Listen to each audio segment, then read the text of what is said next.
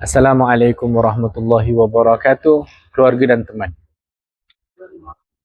Kini, kami telah melebarkan perkhidmatan kami ke negara Indonesia atas nama Al-Islah Services Indonesia. Kini, kami memiliki 3 cawangan yang kami operasi di musala-musala sekitar Peluit, Jakarta. Alhamdulillah, kami telah melangkaui target kami untuk 100 murid. Kami sudah lebih daripada 100 murid. Anak-anak, tempat yang kami pergi adalah tempat yang agak dhaif, gang-gang ataupun lorong-lorong lah bahasa Melayunya, in which kita cari murid, kita engage mereka, kita ajar mereka. Mereka pelbagai keadaan. Dalam keadaan dhaif itu, pelbagai keadaan mereka. Ada yang bisu, ada yang tidak pandai membaca, tetapi mereka memiliki semangat.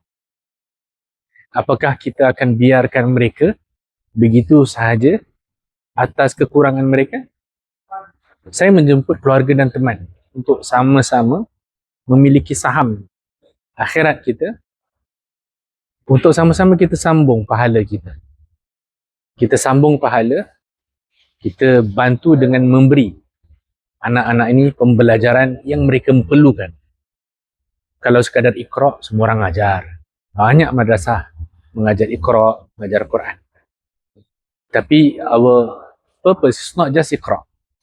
Is to befriend them, is to bring them, is to give them a chance to be inclusive with the larger community, because they are in a very small caste of their own. So for those who is interested to help us, anda boleh menaja satu orang anak. How much is it, Ustaz? It's only $10 per month. It's only $10 per month, in which this $10 is for the asatizahs to move around.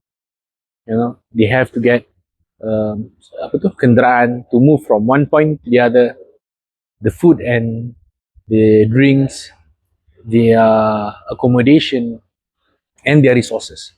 So we open to our families and friends to honor this project by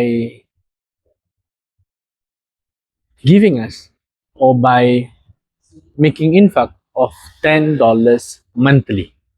$10 monthly. You can quit at any time you want. And so this $10 goes to one student. So if you're interested in this project, do contact me, your brother Muhammad Firdaus bin Abdul Rashid, and I'll share with you the videos or whatever that we have performed for this 1 month. May Allah subhanahu wa ta'ala accept all of our amal. May Allah subhanahu wa ta'ala grant us the sawab that we need. And by making someone else smile, may Allah subhanahu wa ta'ala make ourselves smile. May we be happy always. I thank all, and for those asatizahs who would like to help me, will have the time to come to Jakarta to help us also in Jakarta. Ahlan wa sahlan. Lots of love. Assalamualaikum warahmatullahi wabarakatuh.